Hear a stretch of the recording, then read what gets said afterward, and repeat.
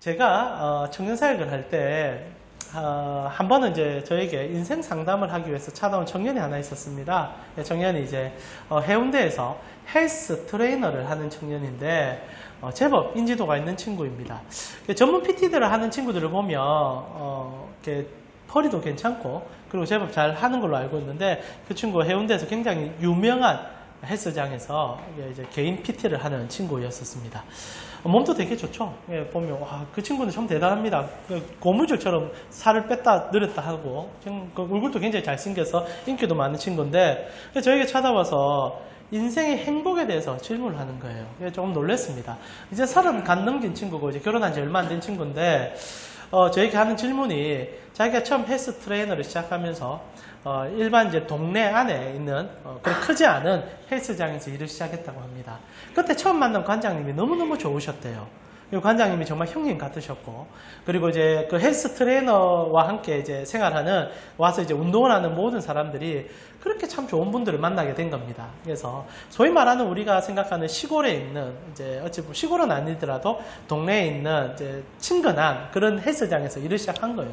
그래서 뭐 좋은 뭐 기자들이 있는 것도 아닌데, 뭐 오면 형님 동생 하시면서 아니면 뭐 이렇게 누구든지 오면은 그 관장님과 함께 즐거운 시간들을 보내는 그런 헬스 트레이너에서 몇 년을 일하게 된 겁니다. 너무너무 좋았대요. 페이가 그렇게 많지는 않지만은 일하는 동안 늘 직장이 그리워졌고 가면 사람이 그립고 웃을 수 있었고 참 행복했다 말합니다.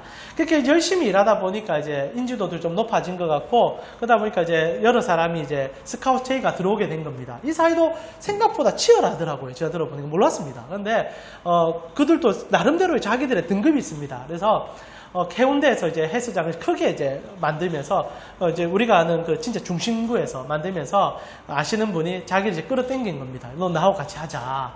그래서 그 친구가 고민을 했다고 하더라고요. 그런데 부르는 페이나 그리고 이제 여러분 전문 PT들은 영업을 좀 해야 되더라고요. 개인적으로 자기 밑에 있는 사람으로 페이가 있는데 거기서 기본급을 굉장히 높이 쳐주고 그리고 네가 이제 인스텝을 어떻게 줄 거지를 하는데 지금 자기가 일하는 것보다는 훨씬 높은 금액에 돈을 받을 수 있는 상황으로 본인이 가게 된 겁니다.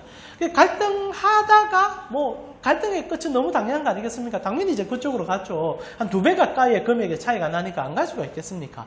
가기 시작했는데 그때부터 자기가 이제 고민이 시작된 거예요. 돈은 이제 많이 벌게 된 거죠. 생각보다 많이 벌었답니다. 전문 PT 가운데 유명한 분들은 돈을 제법 많이 벌더라고요. 그 친구가 돈을 좀 많이 벌기 시작했는데 힘들기 시작한 게 그 친구의 말입니다. 저의 표현이 아니라 그래도 부산의 강남이라 부를 수 있는 해운대, 그것도 이제 여러분 뭐 100층 넘어 되는 건물 사이에 있는 그런 이제 헬스장인데, 오는 모든 사람이, 진짜 그 친구의 말로 모든 사람이 웃지를 않는데요. 자기는 그게 너무 신기했답니다, 처음에는. 웃지를 않고 딱 오면은 자기가 해야 될 운동만 열심히 하고 대화도 거의 없이 돌아갔다는 거죠. 근데 여러분 이게 일반적인 헬스장의 모습 아닐까요? 그 친구가 좀 독특한 데서 일했던 거죠. 근데 이제 해운대의 특성상 그런지 모르겠는데, 그리고 이제 그 친구가 해운대로 이사를 가게 됐고, 그 이제 일을 시작하면서 해운대에 살면서, 이거 우리 가운데 또 해운대에 사시는 분이 계시지만, 사람들의 미소가 그렇게 자기가 생각하는 것만큼 밝지 않다는 것, 그리고 사람들이 너무 바쁘다는 것, 그런 걸 느끼기 시작했던 거예요. 그리고 한 몇 년 일하다가 약간의 이제 딜레마에 빠진 겁니다. 돈은 좋은데, 사람이 마르기 시작한다는 거죠. 본인은 즐겁게 이렇게 PT 생활하고 사람과 인격적인 만남을 통해서 키워주고 끌어주고 마치 선생님처럼 그래 하고 싶은데 오로지 이 사람들의 목적은 못 만드는 데 있고 PT라는 것은 도구에 불과하다는 것을 느끼기 시작했다는 겁니다. 나는 도구구나.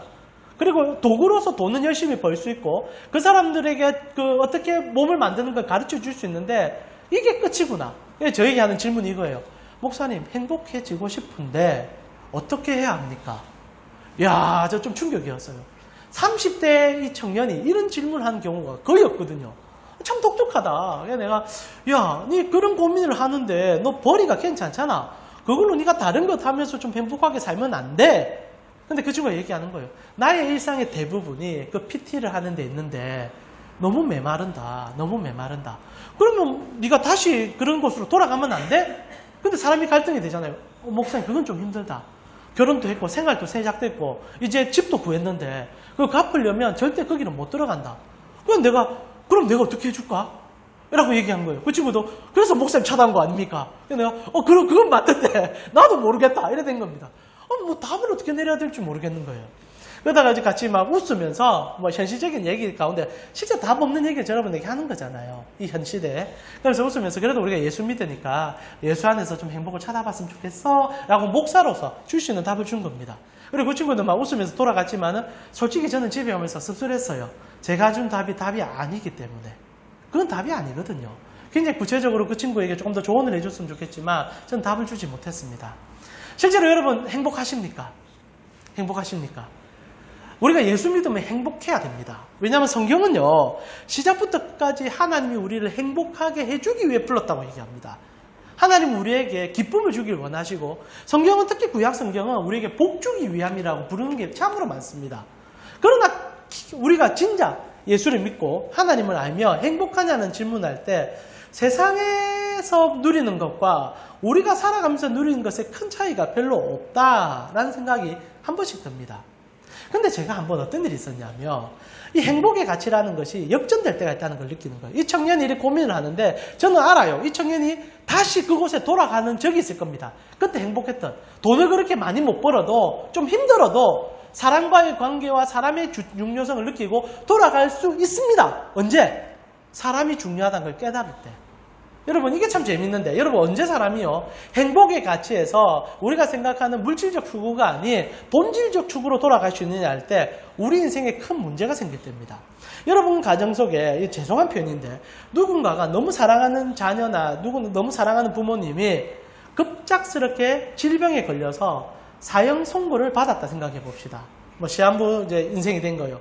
뭐 그래서 이제 오래 살아야 1년이다 라는 얘기를 든다면 여러분 그때부터 여러분의 삶의 질과 가치가 어떻게 바뀌겠습니까? 아마 여러분이 그 사랑하는 사람을 위해서 시간을 쓰기 시작할 거예요. 저는 실제로 이걸 봤습니다. 뭐 물론 우리가 살아가면서 보는 것도 있지만은 제가 뉴질랜드에 1년 있을 때 저희 교회 앞에 한인이 하는 조그만 스시집이 하나 있었어요.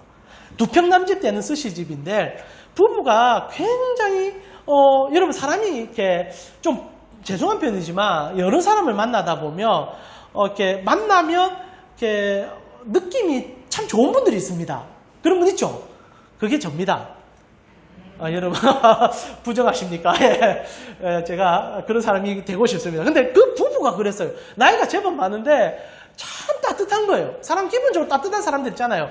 그러니까 이제 교제가 시작됐습니다. 제가 스시를 자주 그 집에 가서 먹게 됐고 한인 식당이 많지 않은 곳이어서 이제 자주 교제를 하는데 그곳에 앉을 수 있는 테이블은 2개밖에 없고요. 대부분 다 이제 테이크 아웃해서 가져가는 그런 집이었습니다. 한 몇 달 교제를 하다 보니까 이분들이 가톨릭 교도인 것을 알게 되었어요. 그래서 좀 가톨릭 신자 같은 냄새가 좀 나구나 이런 좀 생각도 좀 했는데 그래서 좀 깊은 관계에 들어가다 이제 물었습니다. 어떻게 이곳까지 오시게 됐습니까? 제가 있었던 곳은 뉴질랜드에서도 남극 거의 끝에 있는 남섬 끝에 있는 곳이었습니다. 한인들이 거의 없었거든요. 오로지 대학 하나 세워놓고 대학을 위해서 존재하는 도시였어요. 진짜 희한한 도시인데 거기 한인들이 식당업을 하고 있단 말입니다. 이게 신기한 일이거든요. 그래서 제가 물었습니다.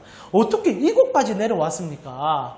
그분들이 하는 얘기가 본인들은 이제 한국에서 유명한 그 그룹의 중진이었다고 얘기합니다. 그래서 어마어마한 돈을 좀 벌었다 하더라고요.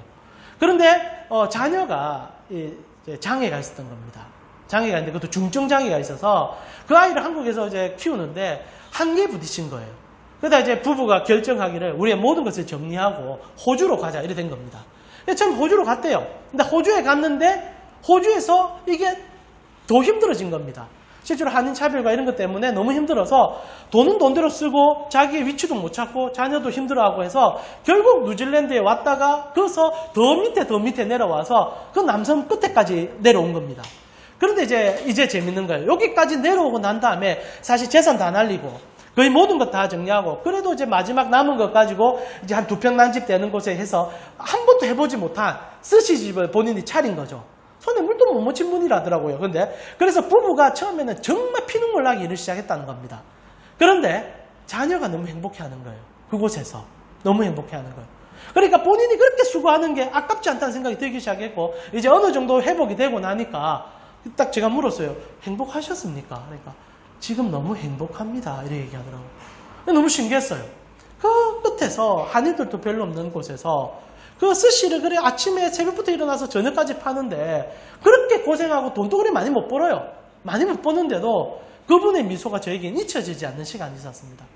저 그때 질문하는 거죠. 행복의 가치가 무엇인가? 그리고 행복은 무엇으로부터 시작하는가? 이게 참 우리에게 중요한 질문이 될 것 같습니다. 다시 한번 여러분 물어볼게요. 여러분 정말 행복하십니까? 우리는 그들보다 더 나은 행복을 찾아야 됩니다. 왜? 우리는 하나님을 알기 때문에. 하나님을 아니까. 근데 우리가 진짜 행복하냐라는 질문을 해보고 싶어요. 저는 여러분과 함께 이 3주 동안 그 행복을 찾아보고 싶습니다. 여러분과 제가 읽은 이 에베소서 2장 1절에서 10절까지는 우리 신앙의 가장 기초를 다 담아놨습니다. 우리가 믿는 복음이 무엇인지를 가장 베이스로 다 깔고 있는 본문이죠. 근데 이 본문이 참 재밌는 게 뭐냐면 오늘 여러분과 제가 보게 되는 본문은 1절부터 3절까지입니다. 이게 무엇이냐? 우리의 과거의 모습을 얘기해줘요. 그리고 4절부터 7절까지는 지금 여러분이 사는 삶을 얘기해 줍니다. 그리고 마지막 8절부터 10절까지는 우리가 어떻게 살아가게 될지를 얘기해 줍니다. 근데 모든 가치의 핵심은 행복할 것이다 라는 얘기로 마무리가 되거든요. 그래서 오늘 이번 주부터 3주간 우리는 복음의 핵심 가운데서 우리가 찾고 있는 행복이 무엇이며 우리 그리스도인들은 세상과 다른 어떤 행복을 소유할 수 있는지를 나아가 여러분도 그 행복 가운데 던져져 행복을 전할 수 있는 사람이 되어짐을 함께 고민하는 시간 좀 되어보고 싶습니다. 그런 기대감이 여러분이 좀 있었으면 좋겠어요. 자, 우리 먼저 우리의 상태를 한번 살펴보고 싶습니다. 오늘 본문 이렇게 시작합니다. 2장 1절입니다. 우리 같이 한번 읽어볼까요? 2장 1절입니다. 그는 허물과 죄로 죽었던 너희를 살리셨구나. 자, 그는 허물과 죄로 죽었던 너희를 살렸다라고 오늘 본문을 시작합니다. 이게 좀 아쉬워요. 여러분 성경은 우리가 지금 여러분과 제가 보고 있는 성경은요. 이거 다 번역본입니다. 번역본입니다. 원래는 원전은 지금 없죠. 다만 헬라어로 히브리어로 번역된 번역본을 우리가 재번역하는 과정 속에 번역이라는 것은 그 번역하는 사람의 생각이 들어갈 수밖에 없어요. 물론 성령의 감동으로 써서 흠이 없고 틈이 없는 성경이긴 하지만은 분명 번역자의 의도가 조금은 들어갈 수 있습니다. 이 번역이 좀 그래요. 여러분 이 번역은 실제로 우리가 볼 때는 결론을 짚고 들어가는 번역 같습니다. 그는 허물과 죄로 죽었던 너희를 살렸다. 이게 사실 2장 1절에서 10절까지의 모든 핵심입니다. 예수가 우리를 살려줬다. 이게 사실 본문의 핵심인데 근데 이게 좀 과하게 번역이 들어가 버렸어요. 실제로 2장 1절 헬라어로 보게 되면은 여기서 몇 단어가 빠져 있습니다. 뭐가 빠져 있냐면 그가 빠져 있고 살리셨다가 빠져 있어요. 실제로 정확한 의미는 이렇습니다. 좀 넘겨주시면요. 쉬운 성경에는 이걸 조금 더 번역을 잘했는데 이렇습니다. 불순종과 죄로 인하여 여러분은 영적으로 죽은 사람들이었습니다. 여러분 2장 1절의 시작은 이거예요. 여러분은 죽어 있습니다. 라고 시작하는 거예요. 불순종과 죄로 인하여 여러분은 죽어 있었습니다. 이 과거형이긴 해요. 왜냐하면 이것은 여러분들에게 전하는 말씀이죠. 예수 믿고 살아난 사람들에게. 근데 성경은 처음에 우리의 과거가 어땠느냐 얘기할 때 여러분은 죄로 그리고 불순종으로 죽어 있었다. 이런 평가를 내려준다는 거죠. 성경은요 우리에게 처음 평가는 이렇습니다. 너희는 죽어 있다. 그것도 죄와 불순종으로. 이것이 성경의 시작입니다. 그리고 이것이 왜 우리가 불행한지에 대한 하나의 성경이 주는 답이에요. 이 성경이 주는 답입니다. 자, 성경은 우리에게 어떤 얘기하냐? 너희가 왜 행복하지 못하느냐? 너희는 죽어 있기 때문이다. 무엇으로부터 죽어 있기 때문이냐? 죄 때문에 죽어 있기 때문이다. 이게 근데 문제예요. 실제로 여러분 죄 때문에 죽었다고 생각하는 여러분 지금 보고 있는 이 수많은 세상의 현상들이 진짜 죄로 인하여 죽었다라고 생각이 되어집니까? 여러분 저는 예수를 고등학교 때 믿었습니다. 그럼 제가 고등학교 이전의 삶은 죄와 허물로 인하여 죽었던 삶이었습니까? 그렇진 않거든요. 저는 실제로 그렇게 죄를 지은 적이 별로 없습니다. 자, 여기서 우리가 좀 고민을 해야 될 부분인데요. 사랑우리 가운데 성도님, 죄와 허물로 사람이 죽은 상태라 얘기하는데 그러면 죄가 무엇입니까? 좀 철학적인 질문인데 여러분 죄가 뭔 것 같아요? 자, 우리가 여기서 좀 질문을 해봐야 됩니다. 저는 예수 그리스도를 고등학교 2학년 때 영접하고 그때부터 신앙을 가졌습니다. 그러면 그 이전에 저는 죄로 인하여 하나님으로부터 버림받은 자고 죽었던 자라는 평가가 됐는데 근데 제가 이게 예수 믿고 나서 충격을 받은 게 뭐냐면 저는 그렇게 죄인이 아니다는 사실이고 근데 그게 왜 충격이 되냐? 교회는 나를 계속 죄인 취급했기 때문입니다. 여러분 참 아이러니는 이거예요. 여러분 예수 처음 믿을 때 어떻게 시작하냐면 처음에 여러분의 본질은 죄인이고 사망 가운데 던져져 있습니다를 전제로 깔고 시작한다는 거예요. 근데 이게 난 너무 불편했습니다. 오늘 제가 처음 예수를 믿었을 때 저의 그 담당 전도사님이 저에게 처음으로 복음 전해줄 때 우리 엄마 호성 전도사 같이 미인이셨어요. 살집이 좀 있으신 분이셨는데, 미인이셔서, 당시에 우리 청소년들이 그 전사님 너무너무 좋아했습니다. 그 전사님 얘기하는 것은 다 진리로 받아들이는 그런 시간들이었는데, 그 전사님이 이제 우리에게 복음을 전하면서 첫 마디가, 여러분, 사랑하는 여러분, 여러분은, 예수 믿기 전에 다 죄인들이야. 그래서 여러분, 저는 그때는 이제 관념적으로는, 맞겠지, 죄인이겠지. 그런데 아무리 생각해도 제가 그래 지은 죄가 별로 없어요. 그래서 전도사님한테 제가 물었습니다. 전도사님, 그래 제가 죄와 사망으로 죽었다, 죄와 허물로 죽었다 하는데 전도사님 내가 무슨 죄를 그렇게 지었죠? 내가 뭐 때문에 그렇게 죽을 죄를 지었죠? 제가 이렇게 물었습니다. 발칙했겠죠, 전도사님이. 그리고 이제 전도사님이 저에게 물어본 거예요. 제 질문을 하는 겁니다. 강동이, 니 왜 죄인인 줄 알아? 너 있잖아, 살면서 사람 때려본 적 없어? 저는 동생을 무지하게 때렸습니다. 그러니까 할 말이 없죠. 그래서 내가 어릴 때 이렇게 동생 둘이를 좀 많이 때렸습니다. 그러니까 그 봐. 사람 때리는 것이 얼마나 큰 죄인데. 근데 저기 전도사님 뭐 저만 때리는 것도 아니고 대부분 다 사람 어릴 때 동생들하고 싸우기도 하고 또 치고받고 왔는데 그게 그렇게 큰 죄고 그게 정말 죽을 죄입니까? 물었어요. 전도사님이 요것 봐라 하는 눈빛으로 저에게 동이야 그러면 너 혹시 엄마 지갑에 손 대본 적 없어? 어머니, 제가 옛날에 손을 대었습니다.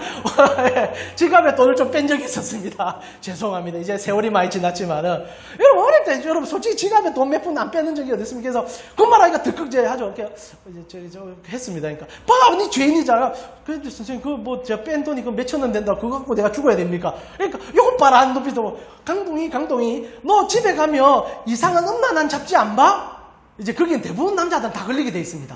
여러분, 이 청소년 가운데, 여러분, 그 호르몬의 분비 때문에, 여러분, 이 성적인 환상을 가지지 않는 청소년이 세상에 어디 있겠습니까? 그냥 말은 못하죠. 그 이쁜 요정사님이 저에게 물으니까 말은 못하고 우물쭈물, 그러니까, 동희야, 하나님은 음란한 죄를 얼마나 미워하는 줄 알아? 그런 죄악을 품고 네가 어떻게 하나님 앞에 죄인이 아니라고 말해? 그 뒤로 나는 이제 케어 됐죠. 그래서 저 집에 가서 이제 저는 죄인이 된 겁니다. 그리고 그 죄를 끊기 위해서 저 정말 노력했습니다. 동생들을 이제 안 때렸어요. 물론 고등학교 넘어서 동생 때릴 일도 없겠지만 동생이 인자한 미소를 얼마나 지어준지 모릅니다. 실제로 저희 둘째 동생이 제가 예수 믿고 나서 한 4, 5년 지난 다음에 저에게 한 말이 있어요. 형 진짜 예수 살아계신 걸 몸으로 보인다. 진짜 한 말입니다. 형이 사람 변하더라. 저는 진짜 노력했어요. 동생이 잘해주려고 노력했어요. 그리고 뭐 솔직히 이제 더 이상 뭐 어머니 지갑에 손 댈 이유도 없고, 그리고 음행의 문제를 벗어나기 위해서 저 나름대로 얼마나 노력했는지 모릅니다. 고생하지만은 노력했어요. 중요한 거는 그리고 나서 저에게 들어오는 생각이 뭐냐면, 와, 그러면 나는 이제 더 이상 죄인이 아니겠구나 라는 생각과 함께 죄의 문제가 해결됐다고 생각한 거예요. 근데 이게 참 아이러니가 뭐냐면 꼴짝 이거 문제 해결해 주기 위해서 오신 하나님밖에 안 됐다는 겁니다. 여러분, 우리의 문제가 뭐냐면, 신앙생활 하면서 가장 큰 문제는 뭐냐면 우리가 생각하는 죄의 가치가 너무 피상적일 뿐 아니라 기껏 그거 용서해 주기 위해서 오신 예수 그리스도의 가치가 실제로는 가치 절하가 된다는 거죠. 여러분, 그 순간부터 저에게 있어서 그 전사님 진짜 잘못한 거예요. 그 복음 잘못 가르쳐줬어요. 저에게 죄라는 것은 그 수준이 되는 순간 예수 그리스도는 꼴짝 그거 용서해 주기에 온 거예요. 여러분, 교회가 얼마나 유치한 줄 압니까? 교회 안에서 다루는 죄의 범주가 여러분 그렇게 넓지 않아요. 여러분, 한번 생각해 보세요. 교회 오는 순간부터 성도들에게 죄의 범주는 딱 3개로 요약됩니다. 물론 더 많은 범주를 얘기하겠지만 첫 번째 술, 두 번째 담배, 그리고 세 번째 성적인 문제. 요거 안 벗어나요, 교회 안에서. 희한하지 않습니까? 요거 가지고 성도의 경건을 척도하고, 요거 안 하면 죄 안 짓는다고 얘기하고, 요거 안 하면 잘한다 얘기하는 거예요. 근데 웃긴 건 성경에서 그 얘기 없거든요. 여러분, 성경에서 담배 얘기가 어디 있고 술 얘기가 어디 있습니까? 오히려 성경에서는 예수님도 술 마셨고, 구약에 많은 사람들도 술 마셨고, 담배는 아예 얘기도 안 나옵니다. 그런데 교회 안에만 들어오면 죄의 가치라는 게 굉장히 저질스럽게 변해요. 술, 담배. 그거 가지고 괜히 죄인 만들고. 이 성적인 문제. 그건 이제 우리가 정말 고민하면서 접근하면서 성이라는 것은 하나님께서 주신 우리를 위한 선물이에요. 이것을 잘 활용하고 잘해야 되는데 교회에서 언제나 이것을 터부시하고 잘못되었다 말해서 그것을 무너뜨린단 말입니다. 그러면 무슨 문제가 생기느냐? 죄와 불순종으로 죽었다는 말이 이해가 안 가요. 여러분, 저는 이해가 안 갔어요. 청소년 시절에. 내가 지은 그 죄 가지고 내가 왜 죽어? 근데 죽었다 얘기하잖아요. 인정합니다. 그러면 내가 살아난 거 그거 가지고 살아난 거예요.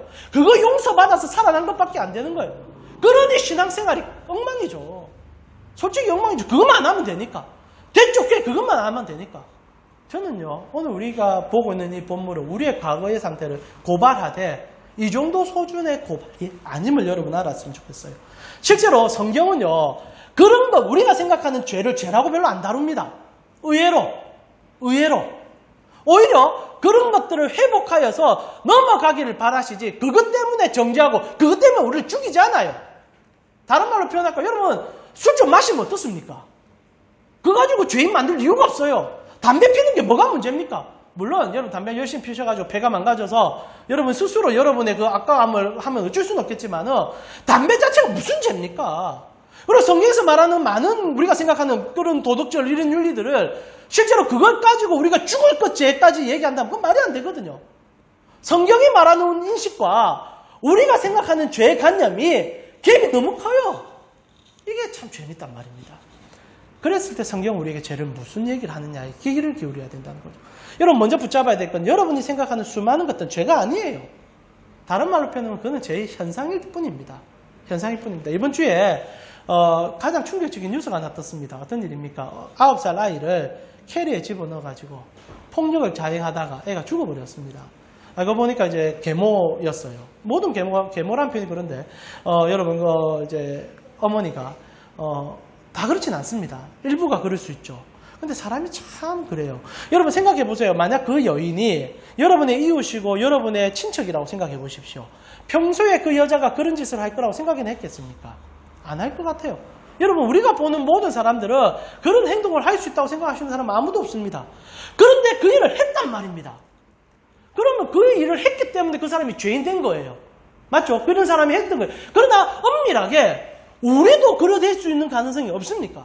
우리도 만약에 우리도 여러 가지 환경 속에서 또 다시 이제 그랬다가 그런 이제 또 나의 피와 피가 섞이지 않은 아이를 내가 들였는데 그 아이가 내 말을 전혀 듣지 아니하고 내 행동을 전혀 하지 아니하고 그러다가 이제 쌓이고 하다가 나 한번 손찌검을 한 겁니다. 그런데 그게 이제 갈수록 이게 사람은요 폭력성이 과도해지게 돼 있어요. 한번 손댔습니다. 그런데 이제 주위에 아무도 그런 것에 대해 충고를 안 해줍니다. 말 안 들으면 두세 대 때리기 시작합니다. 나중에 이게 과도해지기 시작하는 거예요. 그때 걷잡을 수 없이 되고 누가 여러분 그 부모도 그 엄마도 가방에 넣었을 때 그 아이가 죽을 거라고 상상이 됐겠습니까? 근데 결과가 일어나고 나니까 이제 죽일 죄인이 되어버렸잖아요. 그러면 죄의 결과라는 게 그런 현상이 터져야만 우리가 심판할 수 있는 건덕지냐 질문할 때 아니거든요. 우리 모두 다 그럼 잠재적 범죄자입니다.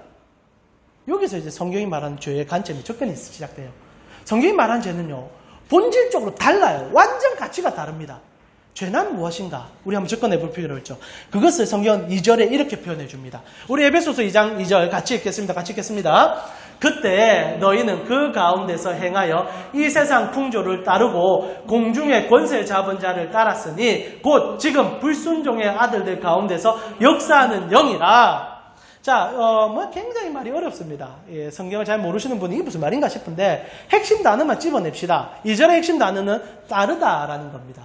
따르고, 맞죠? 따르고, 그리고 따랐으니, 맞죠? 따랐으니. 그리고 다음 절에도 따르다는 표현이 됩니다. 자, 성경이 평가하는 죄는 무엇이냐? 따름입니다. 따름. 무엇을 따르느냐에 따라 죄가 판가름 나요. 자, 여러분 이거는 조금 어려울 수 있는 얘기인데 그냥 관념적으로 이해하십시오. 성경은 죄를요 명사로 표현하지 않습니다. 이거 잘 알아두셔야 돼요.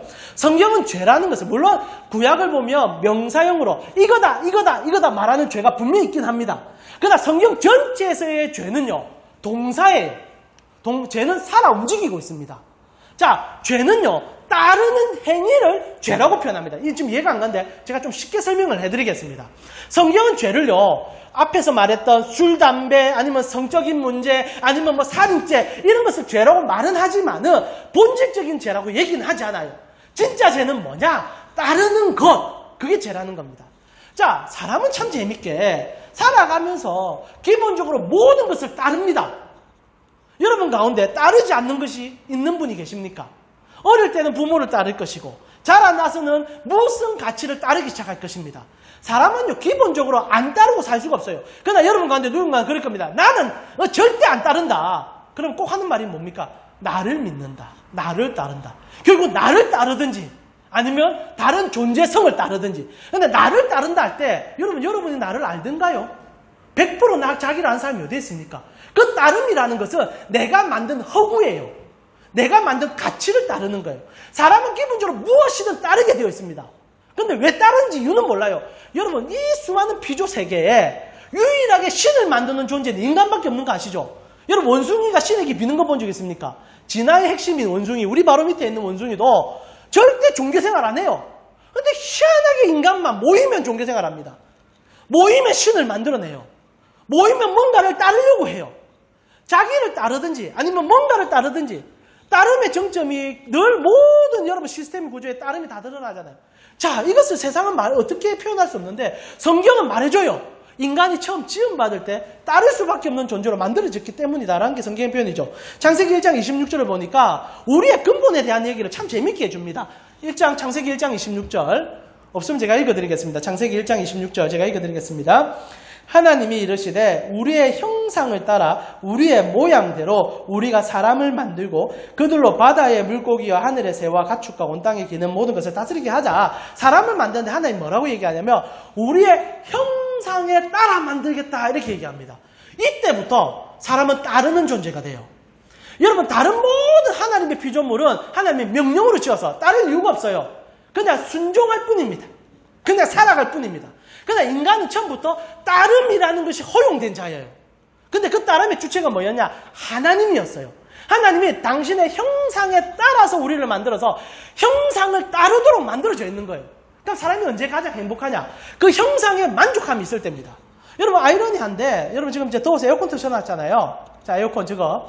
여러분, 만약에 이제 여러분 집에서 삼성의 가장 최신 에어컨을 삽니다. 요즘 보니까 무풍 에어컨 하나 나왔잖아요. 무풍 에어컨.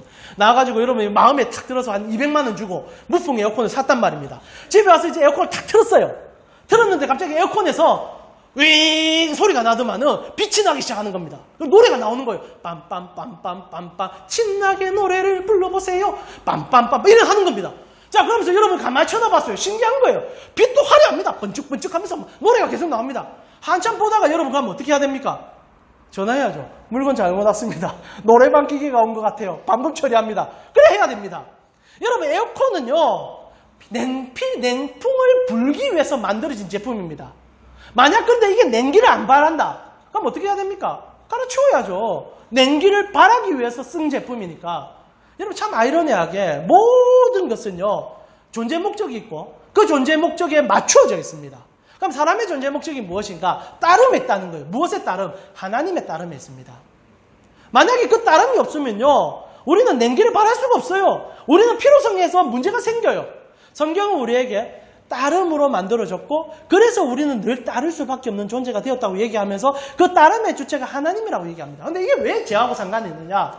따름의 주체가 바뀌었기 때문에 인류에 문제가 생긴 겁니다.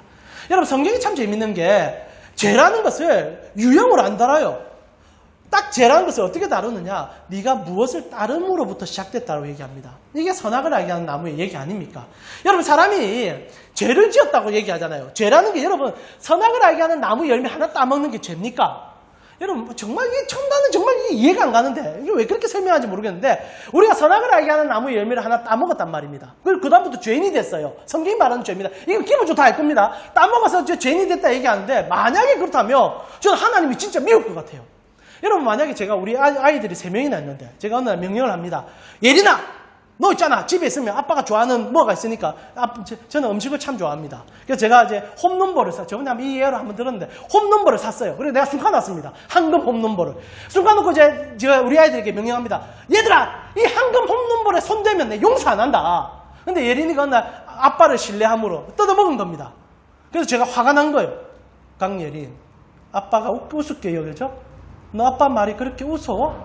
너 아빠 권위가 그거밖에 안 돼? 못된 것. 집에서 나가. 나 너를 호적에서 파버릴 거야. 이게 아담과 하와가 당한 일입니다. 그래서 생각해서 선악과 그 열매 하나 따먹었는데 뭐 이유는 모르겠어요. 맛있어 보일 수도 있고 배가 고플 수도 있고 따먹었는데 근데 하나님 진노하시는 거예요. 이것 봐라. 이것들이요. 내 명령도 안 듣고 그걸 따먹어. 너희는 끝났어. 너희는 호적에서 팠어. 너희는 여호와의 자녀가 아니야. 나가. 이런 비합리적인 일이 어디 있습니까? 부모는 그렇게 안 해요. 부모는 그렇게 안 해요. 따먹으면 왜 따먹었니라고 물어보고 다음에 더 좋은 거 줄게 이렇게 이야기하고 그거 잘못 먹으면 큰일 나. 그거 어릴 때 먹는 거 아니야. 이렇게 해서 정리할 거 아닙니까? 자, 본질은 얘기입니다. 인간이요. 그때 선악을 알게 한 나무를 따먹은 것은 그냥 하나님 앞에 배가 고파서 아니면 환경에 의해서 따먹은 게 아니라 본질 자체가 달랐어요. 따먹는 순간 뭘 선택했냐? 따름을 선택합니다. 그 전에 하나님을 따르기 위해 지어진 사람들이 선악을 알게 하는 나무의 열매를 먹으면서 선택을 한 거예요. 뭘 선택하냐? 나를 따르겠다. 나를 따르겠다. 내가 주인이 되겠다. 이제부터 내가 따르겠다. 하나님 지우고, 그래서 하나님이 어쩔 수 없었던 거예요. 하나님이 해주고 싶어도 여러분 자녀가 청소년기에 반영기에 들어가서 그래 여러분 호르몬 가다에 미쳐 날뛰기 시작하면 부모가 어떻게 합니까? 아무것도 못해요. 여러분 선악을 알게 한 나무가 과일 하나 따먹은 게 아니라 주체성을 가진 겁니다. 내가 이제 내 주인이 되겠다. 근데 문제는 뭐냐면 이제부터 이게 죄입니다. 하나님과 분리가 되어버렸어요. 그리고 사람이요 진짜 따름의 끝을 가기 시작합니다. 성경은 이렇게 얘기하지요. 창세기 3장 20절에 보면은 제가 여러분과 자주 나눴던 본문인데요. 아담이 그 열매를 처음 따먹고 자기 주체성을 가지고 자기가 주인이 되어서 자기가 인생의 모든 것에 주도권을 가졌을 때 처음으로 하는 말이 이겁니다. 한번 같이 읽어볼까요? 그가 했던 첫 마디입니다. 같이 읽어보겠습니다. 아담이 그의 아내의 이름을 하와라 불렀으니 그는 모든 산자의 어머니가 됨이라. 그 전에 하나님께서 사람을 지었을 때 제가 여러분과 설교를 한 2, 3주 전에 할 때 하나님 나라라는 것은 너와 내가 같다라고 얘기했잖아요. 이 가치가 정말 깊은 가치인데 그냥 쉽게 좀 설명을 해드린 겁니다. 여러분 하나님이 처음에 우리를 지었을 때 하나님만 따르면 돼요. 그럼 나머지 모든 인류는요 동등해요. 근데 아담이 자기가 주인이 되고 싶어서 자기가 하나님으로부터 떨어져 나오고 자기가 인생의 주체가 된 이후로 그 다음에 뭘 하느냐? 자기가 자기를 따르는 것에 끝나는 게 아니라 너가 나를 따라와 이래 됩니다. 웃긴데 여자의 이름을 지어줘요. 그 전에 여자는 이름이 없었습니다. 남자도 이름이 없었습니다. 아담이란 뜻은 맨 아닙니까? 사실 다 아담이었어요. 여자도 맨입니다. 다 사람이었어요. 그런데 아담이 사람의 이름을 지어주는 거예요. 그 전에 아담이 뭐의 이름을 지었냐? 동물에게, 식물에게 이름 지어줬거든요. 하나의 자기의 도구로 삼기 시작하는 겁니다. 여자 너는 나의 도구야. 근데 하나님도 그거를 얘기해요. 하나님이 창세기 3장 16절에 보니까 선악을 알게 하는 나무의 열매를 먹고 네가 너 인생의 주인이 되며 이런 일이 생기게 될 거야 라고 얘기하는데 그 여자한테 한 얘기인데 제가 읽어드리겠습니다. 또 여자에게 이르시되 내가 내게 임신하는 고통을 크게 더하리니 내가 수고하고 자식을 낳을 것이며 너는 남편을 원하고 남편은 너를 다스릴 것이다. 이제 모든 것은 따름으로 결론 지어버립니다. 너는 남편을 끝없이 갈망하게 될 것이고 남편 너를 끌고 갈 것이다. 누가 주도권을 잡느냐가 이제부터 시작된 거예요. 인류는요 주도권 싸움이 돼버렸습니다. 왜냐하면 내가 나를 따르게 해야 되니까. 끊임없는 주도권 싸움입니다. 아이러니하게 인간은 모두 다 객체입니다. 여러분 모두가 주인이에요. 그러면 주인으로서 생존하고 주인으로서 만끽하게 되지만 인류 역사가 어떻게 됩니까? 누군가는 올라가야 돼요. 그리고 누군가를 써야 돼요. 도구로서. 그게 내가 올라갈 수 있게 됩니다. 간단하게 여러분 직장생활을 하실 때 직원들이 있습니다. 여러분이 사업을 하시면 직원들이 있습니다. 여러분 그 직원들을 인격적인 만남으로 보는 것도 중요하겠지만 실제로 그들은 나의 도구입니다. 내 벌이에 도움을 주기 위한. 이제부터 모든 인생의 따름은 여기서부터 확실하게 이제 정해집니다. 자, 하나님을 떠난 사람들은요 따름의 문제에 병폐가 생기기 시작하고 따름의 주체에 내가 주인이 시작했다는 겁니다. 그리고 결국 어떻게 됩니까? 따름의 결과에 책임을 못 지는 우리가 되어버려요. 여러분 선악을 알게 하는 나무의 열매를 딱 따먹고 나서 처음 일어나는 게 뭔지 압니까? 나는 절대 잘못이 없다는 거예요. 희한합니다. 처음에 하나님께서 뱀에게 찾아서 뱀은 그냥 깨 부숴버립니다. 이게 이제 사람과 다른 것 피조물과의 차이죠. 그리고 여자에게 찾아가서 묻습니다. 너 왜 그랬니? 여자가 뭐랍니까? 뱀이 나에게 시켰는데요? 그리고 남자에게 찾아갑니다. 너 왜 그랬니? 저 여자가 나를 꼬셨는데요? 원인과 결과에서 나는 괜찮아요. 나는 무조건 모두에서 중심입니다. 그리고 너는 모두 다 너는 죄가 무엇이냐? 실제로 이건 죄입니다. 지금 말한 모든 게 죄 아닙니까? 내가 잘못했는데 너무 사람 붙잡으면서 네가 잘못했잖아. 얼마나 억울합니까? 근데 이게 어찌 일어나요? 매일 일어나요. 여러분 우리는 언제나 맞죠? 나에게는 관대합니다. 남에게서 얼마나 날카롭습니까? 남이 잘못하면 무조건 사태질하고 내가 잘못하면 그럴 수 있지. 이게 어디서부터 시작됐느냐? 성경이 그 얘기를 해준다는 거예요. 모든 우리가 일어나는 현상적인 모든 이 명사적인 죄는 실제로 따름에서 시작됐다. 이게 성경의 고발입니다. 그래서 여러분 오늘 본문에서 정확히 얘기해 주지 않습니까? 에베소서 2장 3절을 보니까 전에는 우리도 다 그 가운데서 우리 육체의 욕심을 따라 지내며 육체와 마음이 원하는 것을 하여 다른 이들과 같이 본질상 진노의 자녀였다. 여기서도 따름이 나오잖아요. 뭘 따랐냐? 너의 육체, 너의 마음에 원하는 것을 따라서 살지 않느냐? 네 인생이 네가 주인이잖아. 근데 문제가 뭐냐? 그래서 일어나는 일들이 뭐냐? 이게 다 죄덩어리라는 겁니다. 여러분 죄로 인정 안 할 수도 있을 거예요. 그러나 결과적으로 이 문제 절대 해결이 안 됩니다. 그래서 우리가 이 땅에서 행복하지 않은 거예요. 여러분 왜 행복하지 않죠? 여러분 때문에 행복하지 않을 수도 있겠지만 실제로 왜 행복하지 않죠? 누구 때문입니다. 누구 때문입니다. 무슨 일 때문입니다. 내가 이 꼬라지에 직장만 안 갔어도, 내가 졌다고 인간만 안 만났어도, 내가 이런 일에 경험 던져지지 않았어도 왜 불행하죠? 누가 사람을 찔러 죽였어? 아니에요. 그런 거는 우리를 불행하게 안 만듭니다. 우리가 무엇을 따르고 있기 때문에 불행한 거예요. 그게 돈이 될 수도 있고, 그게 직장이 될 수 있고, 사람이 될 수 있습니다. 그것 따르다가 지치고, 그것 따르다가 파괴되고, 처음에 거기에 행복이 있을 줄 알았어요. 내가 어느 날, 뭐 어떤 직장에 취업을 하면, 거기서 이제 행복이 시작될 줄 압니다. 제가 청년들을 한 100명 가까이 교육하면서 느낀 거는, 단 한 명도 자기 직장에 만족하는 아이가 없다는 겁니다. 이야, 정말 재밌어요. 말하면요, 80%는 회사를 옮기고 싶다. 20%는 그냥 적응하고 산다. 이거예요. 나는 너무 행복해요. 난 직장에 너무 가고 싶어요. 그 직장이 나의 만족스러워요. 근데 아이러니가 뭔지 압니까? 취업준비생에게는 그것이 환상이에요. 너 9급 공무원만 되면, 내가 9급 공무원 되면 내가 파라다이스가 열릴 건데. 결혼도 똑같지 않습니까? 우리 이제 결혼하신 부분도 계시고 한데, 처음 여러분 연애 시작할 때 내가 이 남자만 있으면, 예수 하나님 말씀 맞잖아요. 이 여자만 있으면 내가 파라다이스가 열릴 거야. 그리고 3년이 지난 뒤에 어떻게 됩니까? 도장 가져와! 어디 있니? 그러다 싸우다 또 힘들어서 빠지고, 내가 네 때문에 참는 줄 아나? 내가 쟤 때문에 참지! 너무 적나라합니까? 여러분, 따름이 우리를 고통으로 불렀고, 따름이 우리를 붕괴로 불렀습니다. 실제 우리는 모든 것을 따르고 있고, 결국은 나를 따른다고 얘기하지만 그 따름도 온전하지 못할 때가 있죠. 그럼 우리는 질문하게 돼요. 그럼 우리는 어떻게 행복해질 수 있는가? 성경은 우리에게 어떤 행복을 얘기해 주는가? 성경은 우리에게 따름으로서의 행복을 얘기해 준다는 거죠. 그것이 세 번째, 그럼 우리는 행복해질 수 있느냐는 얘기입니다. 그러면 예수님이 해준 일은 간단한 거예요. 죄와 죽음에서 우리를 살리셨단 말입니다. 이제 다음 주에 보게 되는데, 여러분 예수님이 한 일은 큰 게 아니에요. 하나님과 여러분 사이의 관계를 다시 맺어준 게 전부입니다. 관계를 다시 맺어준 거예요.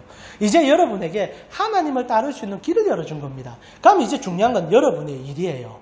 우리는, 여러분 이곳에 앉아있는 여러분은 사실 2장 1절의 얘기가 시작된 자들입니다. 너희는 과거에 죽은 자들이다. 오늘 우리는 과거에 대한 점을 살펴보고 있죠. 예수쟁이들은 과거의 죄와 죽음으로 죽었기 때문에 그 관계가 끊어짐이 회복되었기 때문에 이제 시작되는 얘기들이 복음이거든요. 그럼 예수쟁이들은 과거의 관계가 단절되고, 내가 맺었던 모든 관계는 단절되고, 이제 하나님과의 관계가 다시 회복되었는데, 그러면 진짜 행복하냐라는 질문을 해봐야 된다는 겁니다. 자, 그럼 여러분 이제 처음 했던 질문을 다시 하면서 설교를 이제 마무리 좀 하려고 하는데, 여러분 예수 믿고 행복해지셨나요? 자, 여기서 중요한 따름이 이제 시작됩니다.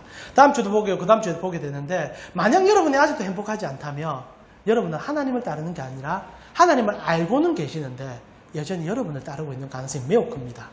매우 큽니다. 자, 저는 이렇게 얘기하고 싶어요. 여러분, 하나님을 믿는 사람들은요, 기본적으로 삶의 질이 달라지게 되어 있습니다. 왜냐하면 성경이 우리에게 그 얘기를 하거든요. 단순히 돈 많이 벌어서 직장생활 잘해서 행복해지는 게 아니라 가치 규정에 격변이 일어날 수밖에 없습니다. 저는 그래서 구약 성경 우리에게 굉장히 중요하다 생각하는데, 여러분, 실제로 여러분 이 땅에 있으면서 행복의 기준이 되는 복지라는 게 있습니다. 우리나라도 이제 복지국가에 들어갔지 않습니까? 모든 사람이 다 행복해지기로 해서 복지를 합니다. 요 행복이지 않습니까? 자, 여러분 물어볼게요. 복지가 어디서 나온 것 같습니까?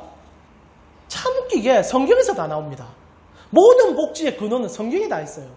여러분 성경을 조금만 보신 분들은 복지는 성경이다 얘기합니다. 최근에 이번 정부에 들어서 가지고 토지 공유와 얘기 참 많이 하지 않습니까? 그게 어디서 나오냐? 성경에서 처음 나온 얘기입니다. 사람의 머리에서 그 얘기가 나올 수가 없어요. 여러분 우리가 지금 주일 시간 보내고 있지 않습니까? 여러분 사람이요 일주일에 하루를 쉴 수 있는 건 어디서부터 나온 겁니까? 성경에서 나왔어요. 여러분 우리나라 조선시대만 해도 일주일에 한 번 쉰다는 개념 자체가 없습니다. 365일 일해야 돼요. 일하는데 언제 쉬느냐? 한 번씩 이제 출산한다든지 뭐 이랬으면 좀 쉬게 해주지 기본적으로 못 쉬게 되어 있어요. 아니 쉰다는 개념이 들어갈 수가 없었어요. 그런데 언제부터 쉬었느냐? 성경이 뿌리 박는 순간순간부터 사람 쉬게 만들어줬어요. 이게 하나님의 명령이었습니다. 여러분 참 재밌는데 하나님께서 이스라엘 백성들을 처음으로 건져내서 당신의 백성 삼고 당신과 처음으로 다시 끊어진 관계를 연결해 준 다음에 제일 먼저 명령한 게 뭐냐? 너희 제발 일주일에 한 번만 쉬어라. 한 번만 좀 쉬어도 이건 명령해요. 웃기죠? 있다고 얘기하려고 우리를 불러내냐 얘기하셨는데 그게 모든 것을 뒤집는 복지의 시작 아닙니까? 여러분 성경은요 우리가 생각하는 이상의 복지를 얘기합니다. 여러분 생각해 봅시다. 성경이 일주일에 한 번 쉬는데 어떻게 쉬라고 합니까? 종에서 짐승까지 모든 것이 다 쉬어라고 얘기합니다. 계급사회에서 왕이 있고 종이 있는 시대에 왕이 명령하면요 종은 쉴 수가 없어요. 그런데 하나님이 뭐라고 합니까? 너희는 무조건 여기 일주일에 한 번은 말도 못하고 무조건 다 쉬어. 무조건 다 쉬어 라고 얘기합니다. 여러분 히브리인들은요 패닉이에요. 우리는 그렇게 산 적이 없거든요. 근데 하나님이 시켰단 말입니다. 근데 그 관계가 정립되는 순간부터요 우리가 표현한 복지가 시작됩니다. 종의 인권이 살아나요. 사유재산으로서의 개념이 아닌 하나님의 자녀로서의 개념이 일어나기 시작해요. 히브리인들요 진짜 웃겨요. 하나님 법대로만 살면 우리 진짜 행복해질 수밖에 없어요. 성경을 보면 구약성경에 보면 희년이라는 제도가 하나 있습니다. 이거 가지고 지금 토지공유나 얘기하는데 절대 우리의 방법으로 토지공유가 안 됩니다. 하나님 없으면 이거 이루어질 수 없어요. 하나님의 명령하셔야만 되고 하나님과 관계된 사람들만이 그 누릴 수 있는 행복이에요. 여러분 히브리인들에게 희년이라는 제도가 뭐냐면 50년이 되면요 여러분이 팔고 사고 하는 땅, 여러분의 소유권 그리고 여러분이 모든 것들 다 리셋시킵니다. 리셋이 돼요. 리셋이. 여러분 히브리인들은요 처음부터 땅을 하나님으로부터 공급받았습니다. 딱 똑같이 누가 많고 누가 적고가 아니에요. 딱 적당한 숫자대로 다 줬습니다. 그래서 모두 다 땅을 소유하고 시작해요. 근데 이게 살다 보면요 이 제된 세상에서는 땅을 매매하기도 하고 내가 종이 되기도 하지 않습니까? 사람은요 어쩔 수 없어요. 살다 보면. 근데 하나님이 어떤 일을 하느냐 50년 딱 되면은 종도 집으로 돌아가고 그리고 땅도 소유권이 집으로 돌아가요. 그래서 히브리인들의 관념대로 살면요 땅값은 초반에 급등했다가 시간이 지나면 내려갈 수밖에 없어요. 우리는요 어떻습니까? 시작부터 끝없이 올라가다가 에베레스트 뚫고 절대 내려오지 못하는 그 내려오려고 끙끙거리잖아요. 근데 히브리인들은 땅값은요 언제나 내려가게 돼 있어요. 왜? 50년이 다가오면 다가올수록 땅값 가치가 사라지니까. 50년 딱 돼보면 하나님이 강권하에 다 돌려버리니까. 모든 복지가 여기 있단 말입니다. 아이러니는 여기 있어요. 우리가 생활하면서 우리가 행복할 거라고 생각하고 추구하는 모든 가치가 여기 다 들어있는데 실제로 여기 안 따른다는 겁니다. 그러면서 기껏 하나씩 끄집어내서 이제 도입하는 거예요. 여러분 서구에서 무엇 가지고 그런 것들을 만들어냈겠습니까? 믿음의 자녀들이 만들어낸 거예요. 믿음의 자녀들이. 참 믿음의 자녀들이 성경 보고 그래 살면 안 된다. 노예제 폐지도 처음에 얄궂은 기독교인들이 시작했다가 참 믿음의 성도들이 이게 하나님의 법이 아니더라. 성경 갖다 대고 그거 이룬 거 아닙니까? 제가 지금 하는 얘기는 천국에 가자 얘기가 아니라 하나님 백성 되면 지금 행복할 수 있다는 얘기입니다. 여러분 그러면 어떻게 이 가치가 다 실현이 되는가? 하나님이 잡아주고 계시기 때문입니다. 자 우리가 2주 동안 그거 더 보게 될 건데 여러분 우리가 그리스도인 진짜 행복할 수 있느냐? 저는 진짜 행복할 수밖에 없다고 생각합니다. 왜냐하면 하나님이 그래 할 거라고 여기서 다 약속해놓고 임상과 결과를 다 본 겁니다. 아이러니하게 인류 모든 역사는 성경의 임상을 실현한 시대예요. 제된 인간이 하나님과 관계 끊어진 인간들이 자기 욕심대로 살다가 나 진짜 참 백성들이 드러나 하나님 말씀대로 돌아가자고 얘기할 때 인류가 행복해져요. 그러다가 또 리셋돼요. 또 말씀 아니고 다르게 살아가다가 나 또 본질로 돌아가자. 이거 계속 반복되는 것밖에 없어요. 근데 거기서 참 믿음의 자녀들은 그 순간순간 행복했다는 겁니다. 진짜 행복했다는 겁니다. 저는 지금 저 멀리 보이는 천국 얘기를 하는 게 아닙니다. 지금 복음의 가치가 여러분 일상에서 행복할 수 있음을 얘기하는 거예요. 그래서 성도들은 말씀 속에서의 하나님의 법을 찾습니다. 말씀 속에서의 하나님의 관계성을 찾습니다. 그러면 뭐가 시작되느냐? 행복이 시작돼요. 행복이 시작돼요. 여러분 처음에 제가 설교 마무리합니다. 우리 앞으로 나와주시면 됩니다. 여러분 처음 시작하면서 우리 청년과의 대화로 시작했었습니다. 헬스 트레이너 얘기를 시작했는데 그 친구에게 제가 답을 주지 못해요. 그래서 그 친구의 믿음이 아직 연약하기 때문입니다. 그러나 저는 답을 알아요. 네가 예수 믿기 때문에 참된 본질의 가치로 나아가기를 바란다고 가르쳐주면 됩니다. 뉴질랜드에 있는 분이 미국 가톨릭 신자긴 하지만은 그는 자녀 때문에 그 행복의 가치를 추구하다가 발견했지만 그것도 어느 날 사라지게 될 것입니다. 자녀란 가치는 오래가지 않기 때문이죠. 여러분, 이런 말하기 좀 이상할 수 있지만 우리의 모든 가치는 사그라들고 사라지게 되는 가치들입니다. 근데 참 하나님께서 우리에게 영원한 가치를 부어주시고 이 땅에서 그 영원한 가치를 삶으로 살아가게 해주셨다는 것을 여러분이 잊지만 않는다면 이제부터 여러분을 통하여 나만 행복한 것이 아니라 너도 행복하고 우리도 행복하게 됩니다. 성경은요 정말 무서운 책입니다. 네 혼자 잘 살아라는 얘기를 안 하기 때문이에요. 너를 통하여 세상이 행복할 것이다. 아브라함에게 한 복이 뭡니까? 너는 복의 근원이 될 거다. 왜? 내가 복이니까. 이거 붙잡은 사람이요 누리는 행복이 기독교의 행복이고 인류의 행복이에요. 근데 우리가 너무 놓치고 살진 않습니까? 여러분에게 오늘 도전하고 싶은 것은 여러분의 인생의 주도권을 다시 하나님과의 관계 속으로 들어가십시오. 그리고 여러분이 평소에 잘 보지 못하는 성경 속에서 하나님이 나를 어떻게 살아가시고 어떻게 이끄는지를 알아 여러분 삶에 적용해 보십시오.